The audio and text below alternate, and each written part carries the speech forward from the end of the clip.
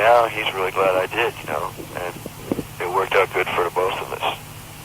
So now and then we don't argue so much about material because of the fact that we now have, everybody has a good respect for each other, and those guys are, you know, and those guys have a lot more respect for my directions and stuff, so it works out pretty good. We don't really fight about material, you know. We fight about things like, you know, all right, who made all the phone calls and billed them to my room? You know, that's what we fight about. You know, shit like that happening to each other. Or who came in my room while I was gone and raided my in-room bar, you know? And that could be any of us have done that to the other guy, you know, and then that person gets stuck with the bill.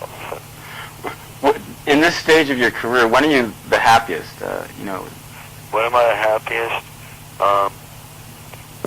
I'm the happiest when I write something new I really want to write, or, I don't know, it depends on the show, actually, depending on how happy you are at a show.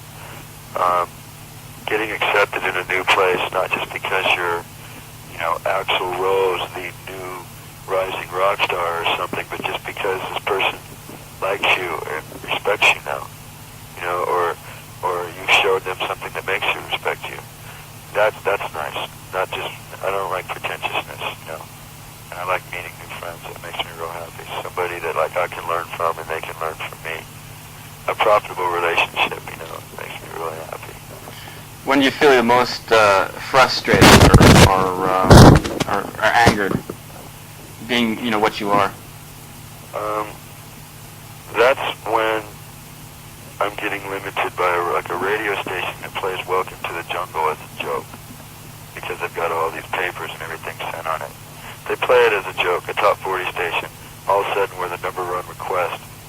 So then they decide definitely not to play us. That makes me mad. What? You know, that frustrates me. People are scared that they're going to open up a can of worms. And what really frustrates me is the fact that fucking radio is basically run by advertising dollars. And they're talking money again. We're not talking art. We're not talking music. We're talking, what kind of music can we play that we can get this guy to put his commercials on our radio station so we can make lots of money? You know, that's to me that you have no business being in radio.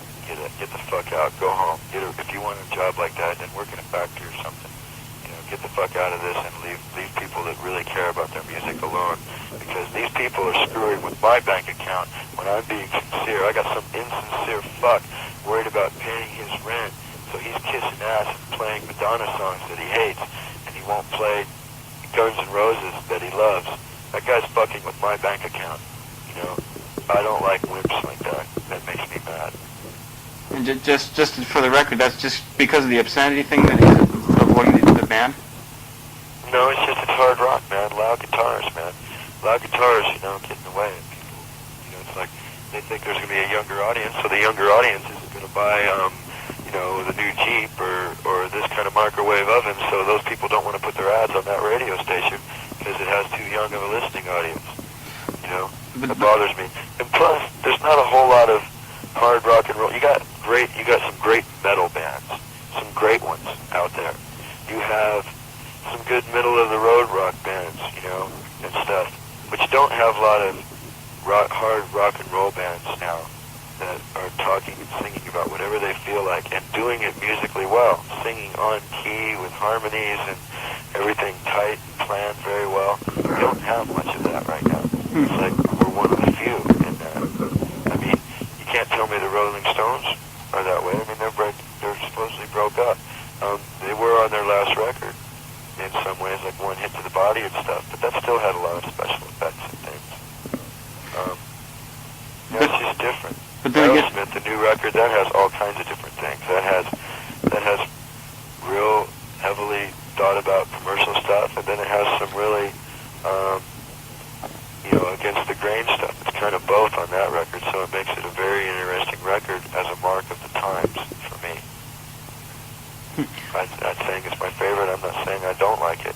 I'm saying it's a very interesting record for where we're at in the music business. But then again, this is 87 has been really the year of the crunch guitars. You know, Whitesnake, Bon Jovi, Cinderella, Ozzy Osbourne. I don't call Whitesnake crunch guitars. I call Whitesnake the sellout I've heard this, the biggest sellout I've heard in a very, very long time. Is that right? What makes them a sellout? I'm not knocking necessarily wife's name. Yeah, starving. She knows what I like, all kinds of things.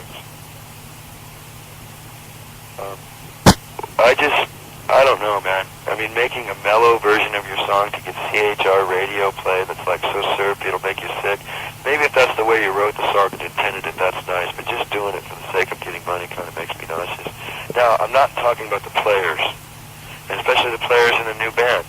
Vivian Campbell blows my mind on guitar.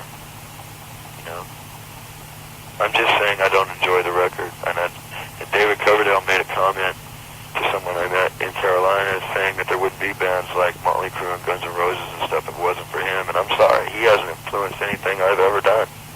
I like about 2 or 3 songs of the guys. That's about it. I think he's a great singer, but I've never sat around singing David Coverdale songs. I'm thinking about his approach to life. I think Slide It In was a much more rocking record than the new one. It took a lot more chances. Let me flip my tape over.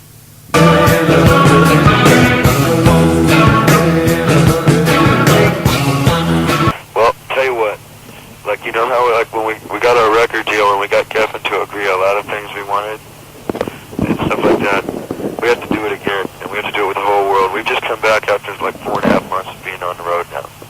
Okay, and now we're going to get ourselves together, play for the hometown, kick ass as hard as we can with that, and then for the next couple of weeks after that, we're going to go in with all our lawyers, the record company, and everything else, and our management, and our accounting things, and we're going to go in and put it all back together again and see where we stand and what we got to do and move hard and fast. Because all I know is this, I don't know what's going to happen or how far we're going to get, but by the end of '88, we're going to have done as many things as we possibly fucking could have, and it's like, because, man, once your record is done after that year of touring, yeah, it might stick around and whatever, but it's done, and if you didn't do it then, man, you ain't going to get no fucking second chance, and we know that, so, we're not letting up with anything. Do you think you're just going to have to take your music to the people via the stage because of the limitations of CHR? Oh, yeah, a lot, but we're hoping that Sweet Child will have a chance to get through in a lot of ways. We don't know. I think it should, and I believe it should, and I don't see any problem with that. I can see the hassles with Jungle. I can see the hassles with It's So Easy, definitely. I can see the hassles with Paradise City because it's really long, and the verses are a little bit too heavy for a lot of radio stations. But I don't see a problem with Sweet Child, and I didn't write Sweet Child to get it on radio, but I don't see the problem with it doing that. And if it doesn't do it, then someone's just slamming the door on us, purposely. And if that happens, then we got to figure out another angle. And who knows if we'll be able to do it next year or not. We'll see. I'm not going to not believe that we can't do it, but anything's possible, and if it doesn't happen, then we're going to figure out another angle without compromising our music. Because once we compromise our music, there's no reason to be in this, man. Get the fuck out, go home. If I wanted to fucking compromise, I could fucking, I could have cut my hair and I could be, a car salesman somewhere, or I could be, climbing the corporate ladder or something. And I'm not in this to compromise, not at all. Only compromises are when it's profitable for both people, and basically that's not a compromise, that's finding out how to work together.